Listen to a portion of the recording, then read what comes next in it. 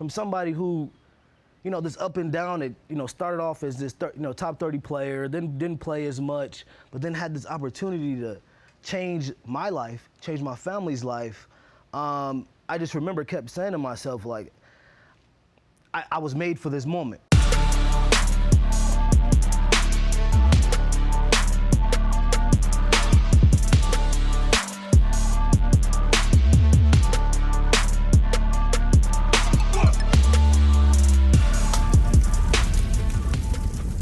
Welcome back to another episode of The Burn, and I'm going to set this off in a way that I didn't anticipate doing. Jonas and I go all the way back to 2013, and I'm going to start this by saying sometimes you screw something up, and it ends up leading to the best relationships in life. So 2013, joint training camp between the Washington Redskins and the New England Patriots, and our good friend Dane Christ says, man, you have got to meet my guy Jonas Gray in Braxton Cave. I know you're going to be out at camp at Will Compton. I got to get you guys together. So all of a sudden he makes the introduction. We couldn't find each other at practice, and we text, man, come by the team hotel.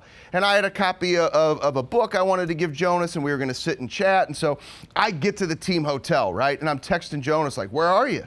And he's like, man, I'm in the lobby. Like, where are you at? And I'm like, I'm in the lobby of your hotel. And so we're texting back and forth and texting. And then finally we realized, like, man, you're not in the lobby of our hotel. And I had to get to the airport to catch a plane. I had no time.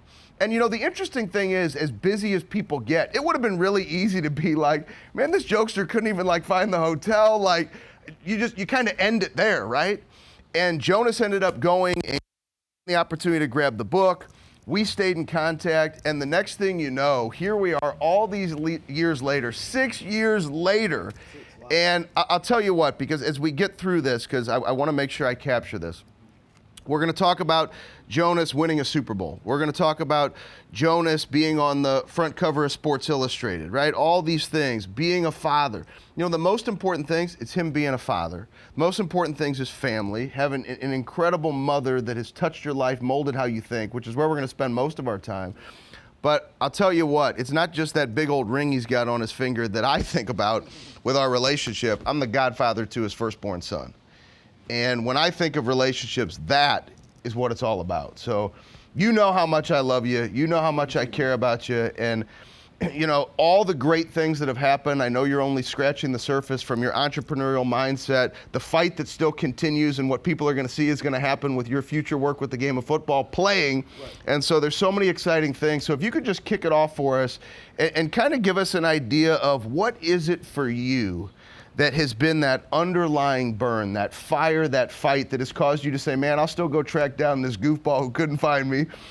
Joking. Right. The most important stuff, right? Like being at Notre Dame, right? You over 800 yards, 11 touchdowns, and in your final game before the bowls and all that, it's literally what could have been a career-ending injury. Right. And then Baltimore Ravens, like practice squad time. And I remember leaving you pre-game speeches, right, for you to have practice on the practice squad before you got activated to go win that Super Bowl. So how do you make it through all that adversity and everything you've been through in your childhood to keep fighting? You know what? It really has to do a lot with continual growth, but more so than anything of that is that I always just believed in myself. I never, I always had a plan for myself that entailed taking the next step. Whatever that was, I knew that the next step, I was gonna do it. Whatever stood in my way, whatever roadblocks that were there, whatever naysayers, whatever injury, whatever downfall, I knew that if I stayed focused, laser point focused, arrow focused on what the next step was, that I was gonna get there. Because I knew, my entire life, even going from, growing up outside of Detroit, in a crime-ridden area, making out of there, having my mother, as a police officer, single mother, in the medical battles that she had, having multiple sclerosis, and temporarily losing her eyesight. I was able to see, through all the life challenges, through everything that I went through, all the roadblocks, that I had what it took, and that I wasn't gonna let anything stop me. So that was just my whole mindset was, don't let anything stand in my way. Any wall that's up, knock it down. Just a belief in myself. So one thing I admire in so many stories that you've shared over the years is the moment you face the adversity, you fight back. Yeah. And so I'd love for you to take us to the Notre Dame locker room, that final game, you get hurt, you're on crutches, because I think for everybody watching right now, some of them just came through the storm of life. Some of them, it's coming. Yeah. Some of them, they're right in the middle of it. But you literally, you are going to be a projected first, second, third rounder, right? So the world is right in front of you, and you get this injury, right? Putting up big-time stats for Notre Dame, right? Big-time college football. What did you do in the locker room the day that you got hurt? Well, you know what? Let me take you back first to my freshman, sophomore, junior year at Notre Dame. I battled a lot of injuries, new coaches, new position coaches, new head coach, winning seasons, losing seasons, not getting on the field as much as I wanted to. Coming out of high school, I was a top 30 player in the country. And so a lot of people just assumed, right away that I would play right away. So I had a lot of ups and downs in terms of just getting on the field.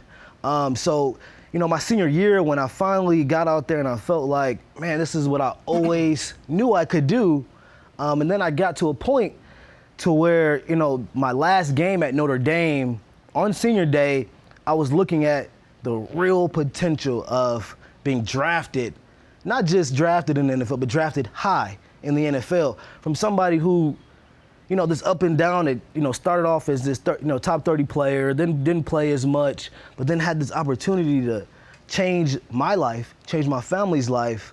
I just kept saying to myself, like, I was made for this moment. You know what I mean? So fast forward to that senior day, Notre Dame against Boston College. In the first half of that game, I just remember saying to myself, this is my last time playing Notre Dame. I want to make sure I leave a mark that people for a lifetime will remember. It'll be a story that won't be up there with Rudy, won't be up there with one for the Gipper, but it'll be a story that people will talk about in Notre Dame folklore forever. And so that last game at Notre Dame against Boston College, first half, I had about 130 yards, 2 touchdowns, balling in the game. And I remember saying to myself, once we get into halftime, I was running up the tunnel and I passed by Coach Kelly, the head coach of Notre Dame, and he was like, we're going to run you next half, so get ready. And I remember saying to myself, I'm going to have a record-setting day. I knew it. I remember saying it to myself, I know I'm about to have a record-setting day. I remember smiling when I went into the bathroom. I looked in the mirror. I said, this is going to be something really cool today. So I went back out there early in the second half. Our first drive, we're moving the ball. Quarterback throws the ball to me, and I catch it, and a player comes out of nowhere, takes my knee out. And I kind of caught the ball in an awkward position, so when he hit me in my right knee, I knew it was something serious, but I didn't know how serious. So I remember I jumped back up as soon as I got hurt, and I kind of just hobbled to the sideline. And as soon as I got to the sideline, I jumped on the trainer's table. And the trainers came over, and the doctors, and they came over, and they're grabbing at my knee. They go whisper to each other. They come back, and they grab some more, and they whisper to each other. And I said, somebody got to tell me what's going on. And they said that we think we may need to do some surgery on it. It's like we think that there's some structural damage. And I just remember saying to them, I remember looking around, and I turned around and looked in the back of the stands. And I just remember looking around the stadium, all these fans, 80,000, 89,000 fans. And I just remember saying to myself, like, this can't be over. And so immediately, emotions just ran through. I didn't even think about, the recovery process or how long it was going to take. I just wanted to let my teammates know how much it meant to me. How much it meant to me that, excuse me.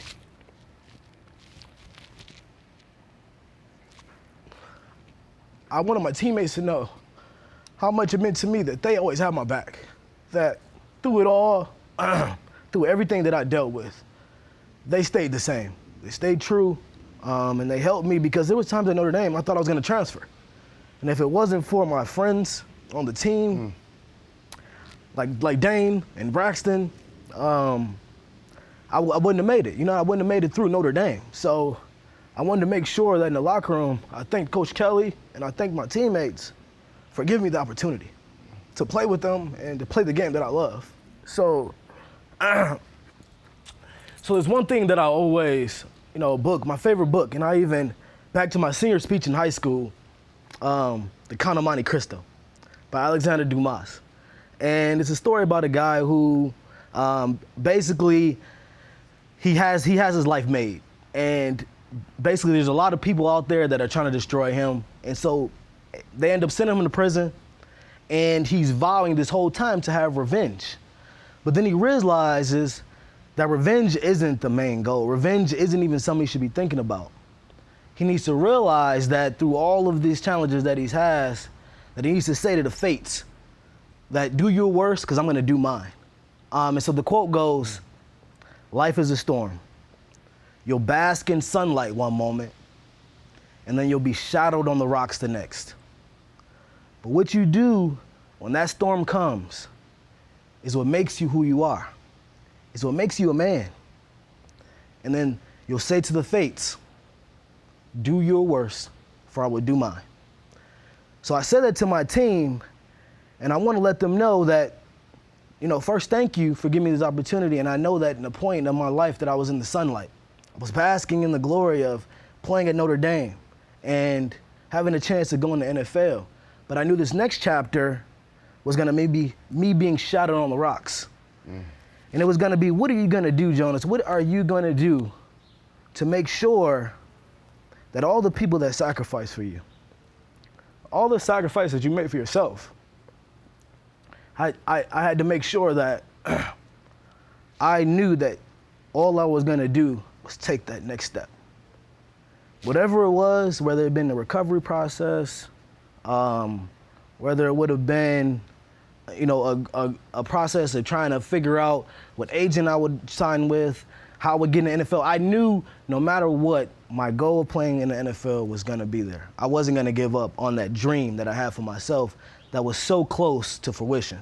And so, when I gave that speech in the locker room, a couple years later, they did like 125 years of Notre Dame football. And it gave kind of like, the top 100 different things that happened in Notre Dame's folklore history. And one of them was that speech that I gave at Notre Dame. You never told me in that. the locker room.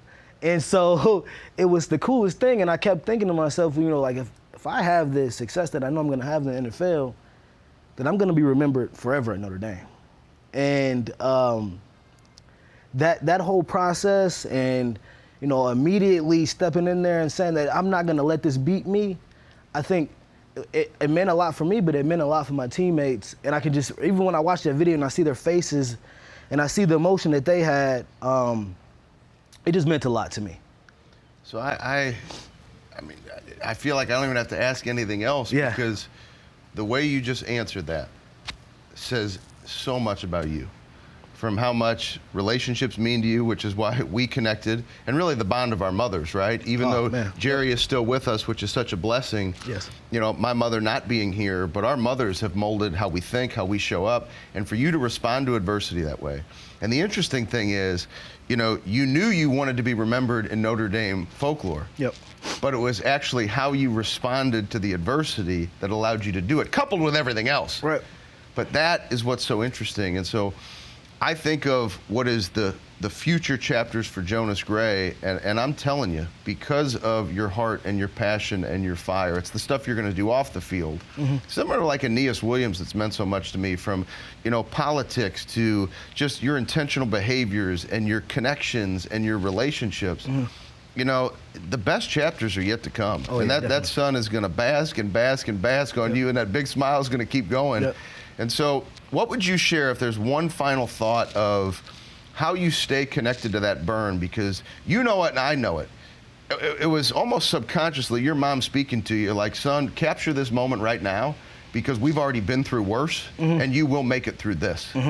So what would you say for people to be able to live a life that way where no matter what strikes you and you've been through it, like you gotta show up? Like how have you been able to mold that response level for you? A lot of it, has to do with, how I was brought up and how no matter what, me and my mom used to always say, hey, your plan A is your plan A. Put everything you have, put all your emotion, all your strengths, everything into something, and then it's gonna work out. So that's a part of it. But I think along the way, as you grow as a person and you go through these different things, you have to find different things to motivate you. And you got to kind of psych yourself out. Even if it's something that isn't something as big as people may think, it's got to be something that just burns a fire in you every time. So along the way, I started off when I, playing all these different sports through high school and middle school. A lot of that I did because I had fun doing it, but a lot of it I did because the enjoyment my mom got out of it and seeing me have the success in playing sports. And then, next, as I go on through the NFL, then the next part of the motivation is to show people that I can do it.